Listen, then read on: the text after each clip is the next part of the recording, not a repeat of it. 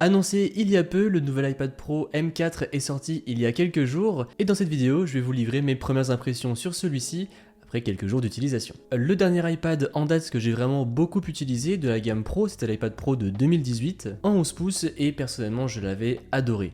Je l'ai utilisé majoritairement pour les études dans un premier temps et par la suite pour travailler sur YouTube. Cette année, j'avais envie de faire les choses en grand et donc j'ai pris l'iPad Pro en 13 pouces avec bien sûr la dernière puce M4 et j'ai envie de voir si tout simplement celui-ci peut remplacer mon MacBook Pro sur le long terme. Côté déballage, on reste sur quelque chose d'assez classique finalement. Comme vous pouvez le voir, j'ai pris le Pencil ainsi que le clavier pour vraiment vous proposer l'expérience la plus complète possible avec tous les accessoires qui vont avec. Et concernant l'iPad en lui-même, et bien comme vous pouvez le voir, le déballage reste assez classique. On retrouvera simplement un câble en USB-C vers USB-C dans la boîte qui change un petit peu d'habitude puisque désormais on le retrouve en couleur noire. Désormais pour les premières impressions sur cet iPad, eh bien il est grand, très grand. Alors certes mon MacBook Pro est en 13 pouces également donc je ne devrais pas être si choqué que ça de la taille, cependant mon MacBook Pro est quand même beaucoup plus épais. Là d'avoir quelque chose d'aussi fin et d'aussi grand dans les mains, je dois avouer que ça fait quand même bizarre au premier abord, mais par contre ça offre vraiment de très belles possibilités, surtout pour une tablette puisque du coup on va pouvoir jouer, regarder du contenu et même travailler du coup en étant bien plus à l'aise que sur une version 11 pouces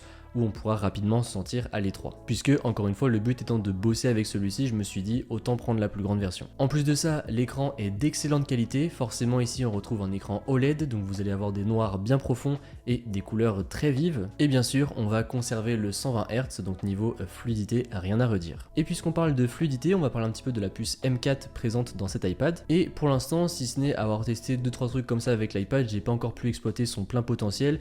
J'ai juste joué un petit peu dans Final Cut avec la démo qui est présente à l'intérieur pour voir niveau rapidité ce que ça donnait. Et j'ai installé quelques jeux pour pouvoir tester un petit peu à droite à gauche les performances, mais je suis pas encore vraiment rentré dans le vif du sujet.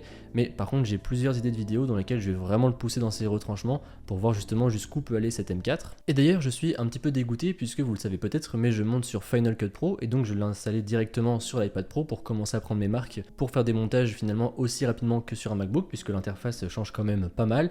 Cependant, là où je suis un petit peu dégoûté, c'est que c'est sous forme d'abonnement. Et je trouve ça dommage puisque finalement la version Final Cut sur Mac, eh bien on la paye en une fois et après on est tranquille. Même si là on est que sur du 4€ par mois, ça fait quand même beaucoup mis sur le long terme. À voir si finalement ça nous offre des avantages dans le temps, comme par exemple des petits trucs qu'on pourrait ajouter à droite à gauche que l'on n'aurait pas avec une mise à jour classique. Par contre, là où la puce M4 a l'air encore plus incroyable que toutes les puces M que j'ai pu tester jusqu'à maintenant, c'est au niveau de la batterie. Puisque là du coup j'ai eu cet iPad avec 80% de batterie, à l'heure où je tourne cette vidéo il me reste 43%, j'ai regardé un match de foot en entier dessus. En plus de ça, comme je vous le disais, j'ai joué un petit peu, j'ai installé toutes mes applications, j'ai été un petit peu dans Final Cut pour jouer avec et voir un petit peu comment ça se passe. Et j'ai également écrit toute la vidéo que je suis en train de tourner dessus, donc il y a en plus de ça vous rajoutez 3-4 heures d'écriture. Et encore une fois je n'ai perdu que 37%, donc ça s'annonce vraiment être très très bon de ce côté là. Et je pense qu'au final c'est vraiment là-dessus au quotidien que la M4 va vraiment m'aider, puisque ça promet d'offrir une machine vraiment endurante. Petit mot sur les accessoires désormais, puisque comme je vous le disais en introduction, j'ai pu prendre donc l'Apple Pencil Pro, le nouveau Apple Pencil dévoilé justement à la même occasion que ces nouveaux iPads, ainsi que le clavier. Concernant le clavier, donc vous le savez avec l'iPad Pro de 2018, on avait le droit à un clavier, mais c'était pas du tout le même genre de clavier. C'était même un clavier qui était pas du tout confortable pour faire de la frappe sur du long terme. On avait très peu d'espace sur les touches, et puis forcément, vu que c'était un modèle 11 pouces, et bien c'était beaucoup plus compact. Il y a 3 ans sur la chaîne, je vous avais testé l'iPad Pro 12,9 pouces, donc ça devait être avec les puces M1 ou M2 à l'époque, je sais plus trop. Et j'avais pris également le clavier, mais j'avais pas vraiment pris le temps de le tester. Là, encore une fois, ça fait plusieurs heures, même plusieurs jours du coup que je m'amuse avec ce clavier, et franchement, j'en suis trop fan. J'ai vraiment l'impression limite d'être sur mon MacBook quand j'écris sur celui-ci, donc ça c'est plutôt un très bon point puisque personnellement j'aime beaucoup le confort de frappe de mon MacBook Pro. Le rétroéclairage est bien géré également, mais surtout ce que j'aime beaucoup c'est la petite ligne qu'ils ont rajoutée juste au-dessus des chiffres, puisque ça pour le coup on ne l'avait pas sur les iPad Pro que j'avais testé il y a 3 ans et c'est très pratique puisqu'au final on a vraiment l'impression d'utiliser un MacBook et je trouve ça super bien puisque c'est vrai qu'au final on a vraiment l'impression d'être en hybride entre une tablette et un Mac. Par contre, chose un petit peu contraignante avec ce clavier, c'est je trouve pour ouvrir l'iPad, c'est pas comme le Mac où on peut s'y prendre à une main et l'ouvrir facilement. Là on est obligé de s'y prendre à deux mains puisque la résistance est quand même beaucoup plus accrue que j'ai l'impression que sur les Mac. Et juste avant d'aborder le stylet, puisque finalement ça se trouve juste à côté, et bien désormais le capteur du Face ID s'est retrouvé sur le côté de l'iPad Pro. Donc du coup quand on le prend à l'horizontale, on l'a en face de soi. Et ça je trouve que c'est plutôt une bonne chose pour plusieurs raisons. La première c'est que forcément sur un iPad d'aussi grande taille, eh bien on ne va pas le prendre à une seule main à la verticale.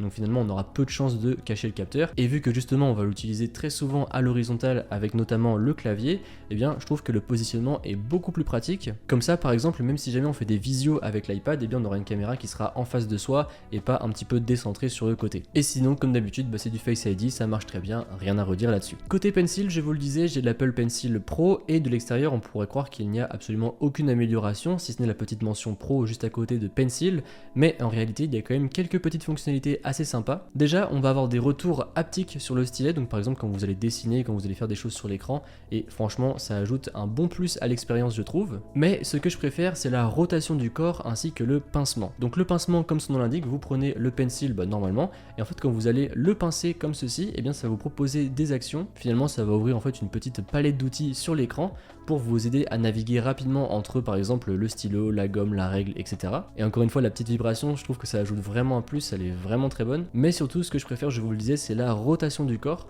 En fait ça va venir faire comme si vous aviez un stylo normal, par exemple vous écrivez avec un stylo plume, quand vous tenez la plume droite normalement, et bien l'écriture va être assez épaisse, enfin ça va être normal. Cependant si vous tournez votre plume pour écrire sur la pointe de la plume, et bien l'écriture va être très fine, et bien on va retrouver exactement la même chose avec cet Apple Pencil Pro. Et donc pour tous ceux qui vont dessiner, qui vont écrire notamment avec ce Pencil sur l'iPad Pro, et bien ça vous offrira vraiment une expérience qui va se rapprocher de celle du crayon et du papier. Et pour terminer, vous avez également la fonction de localiser sur ce Pencil, et ça c'est très pratique puisque du coup comme je vous le disais en introduction, quand j'avais mon iPad Pro de 2018, et bien j'ai étudié avec, et c'est vrai que le Pencil dépassant de l'iPad sur le côté, et bien on a vite fait de le perdre dans son sac ou même juste dans la classe ou chez soi en le faisant glisser dans le sac. Donc d'avoir la fonction localisée, ça vous fera gagner de précieuses minutes. Après encore une fois ça ne fait que quelques jours, donc là c'est vraiment un premier avis à chaud on va dire que je vous livre de manière assez globale, mais j'ai vraiment plein de vidéos de prévues avec cet iPad Pro. Et d'ailleurs n'hésitez pas vous à me dire dans les commentaires si jamais il y a des choses que vous voulez que je teste avec cet iPad Pro ou même des choses que vous voulez que j'aborde avec celui-ci, comme ça j'essaierai de répondre à un maximum de vos interrogations. Sur ce c'est tout pour cette vidéo, j'espère qu'elle vous a plu.